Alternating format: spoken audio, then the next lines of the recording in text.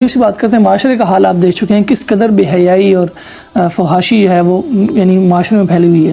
اس سارے کے باوجود یعنی دین اسلام کی بات آپ کہتے ہیں جی دوپٹہ کوئی شریعت کا حصہ نہیں ہے، اور جو قرآن مجید میں عورتوں سے مسافہ کیا جا سکتا ہے، قرآن مجید جو جلابیب کہتا ہے اس کو آپ پتہ نہیں کس سائڈ پہ فٹ کر کے رکھتے ہیں، اس کو بھی آپ سائڈ پہ کر رکھتے ہیں، تو معاشرہ کیا ایسا ہو جائے گا کہ عورتیں جو ہے وہ دوپٹے اتار کے پھر رہی ہوں، اور یہ اسلامی معاشرہ ہوگا یا دینی معاشرہ ہے؟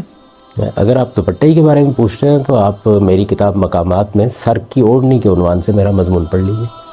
اس میں نے بیان کر دیا ہے کہ یہ ایک مستحب چیز ہے، اس کا بڑا اجر ہوگا، اور ایک مسلمان خاتون جو خدا کو مانتی ہے اسے چاہیے کہ وہ دوپٹہ دے کے رکھے۔ میں نے تو یہی بیان کیا، تو اس لیے اس معاملے میں کہاں سے میری رائے آپ نے پڑھی ہے جہاں میں نے کہا کہ خواتین دوپٹے اتار دیں؟ میں نے سر کی اوڑھنی کے عنوان سے یہ لکھا ہے، باقاعدہ میرا وہ مضمون موجود ہے، آج بھی میری کتاب مقامات میں ہے، اور میں اسی کو اسلامی تہذیب کا اچھا اظہار سمجھتا ہوں۔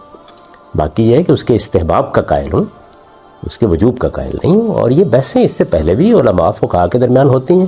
کتنی باتیں ہیں، میں آپ کو مثالیں دے سکتا ہوں جن کو احناف واجب مانتے ہیں، دوسرے علماء نہیں مانتے۔ یہ جلباب جو قرآن مجید نے فرمایا یہ کیا ہے؟ اس کے بارے میں نے یہ بتا دیا ہے کہ در حقیقت وہ ایک وقتی تدبیر ہے جو بتائی گئی ہے۔ دیکھیے قرآن مجید میں جو احکام ہم کو دیے گئے ہیں وہ 3 نوعیت کے ہیں۔ خدا کی ابدی شریعت اس میں بیان ہوئی ہے جو اس وقت بھی تھی، آج بھی ہے، قیامت تک رہے گی۔ سد ذریعہ کے احکام بیان ہوئے۔ سد ذریعہ کا مطلب یہ ہوتا ہے جو چیز اصلاً ممنوع ہے اس تک پہنچنے کے ذرائع بند کیے جا رہے ہیں۔ وہ ظاہر ہے کہ حالات سے متعلق ہوتے ہیں، حالت تبدیل ہو جاتی ہے تو سد ذریعہ کا حکم بھی تبدیل ہو جاتا ہے۔ وقتی تدابیر ہے، بہت سی وقتی تدابیر قرآن مجید میں بیان ہوئی۔ مثلاً یہ وقتی تدبیر بیان ہوئی کہ رسالت میں آپ صلی اللہ علیہ وسلم کے لوگ پاس آ کے لوگ تخلیہ میں بات کرنا چاہتے تھے، یہ بتایا گیا کہ آپ پہلے کچھ خدا کی راہ میں صدقہ کر کے آئیں گے، اس کے بعد تبدیل کر دیا گیا اس کو۔ تو وقتی تدابیر کے ذیل کی چیز یہ بھی ہے۔ اس کو کب تبدیل کیا گیا؟ بتا دیا قرآن مجید نے کہ ہے ہی وقتی تدبیر، یعنی اس کو پڑھ لینا، یہ تبدیل کرنے کی ضرورت نہیں ہوتی۔ ایک چیز کی پہلے نوعیت طے کریں گے آپ کہ کیا چیز ابدی شریعت ہے، کیا چیز وقتی تدبیر ہے، کیا چیز سد ذریعہ ہے۔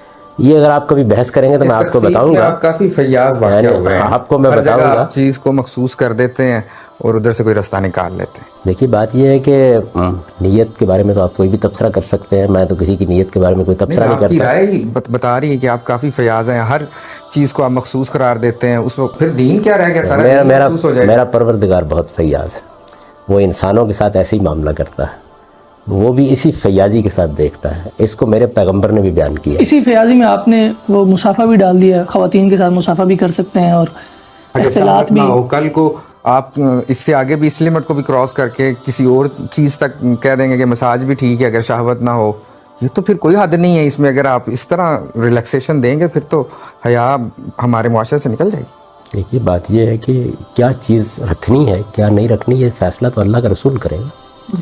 اللہ کے رسول نے اگر کسی چیز کے بارے میں ہم کو مطلق کوئی حکم دے دیا ہے تو مطلق حکم ہوگا، اگر کسی چیز میں ترجیح بیان کی ہے تو ترجیح چیز ہوگی، اگر کسی چیز میں اپنی پسند ناپسند بیان کی ہے تو اپنی ناپسند ہوگی۔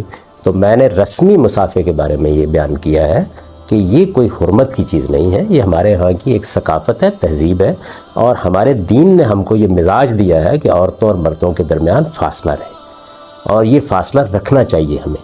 اس فاصلے کی وجہ کیا ہے؟ اس کی وجہ یہ کہ ہمارے ہاں بدکاری ایک بہت بڑا جرم ہے، اس کی طرف بڑھنے کے سارے راستے داخل سے بھی بند ہونے چاہیے، خارج سے بھی کوشش کرنی چاہیے کہ آپ انہیں بند کریں۔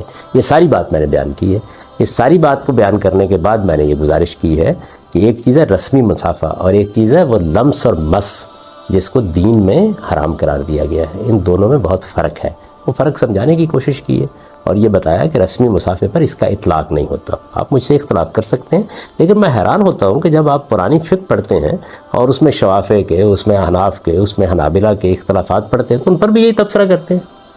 یعنی کتنی چیزیں ہیں کہ جن کو ایک امام مانتا ہے دوسرا نہیں مانتا۔ آپ کا وہ درجہ کہاں، وہ حضرات کہاں، اور آپ تو اگر درجے کے تقابل پہ بات کرنی ہے تو پھر تو ہے کہ میں تو کسی اپنے درجے کا ادعا نہیں رکھتا، طالب علم ہوں اور طالب علمانہ گفتگو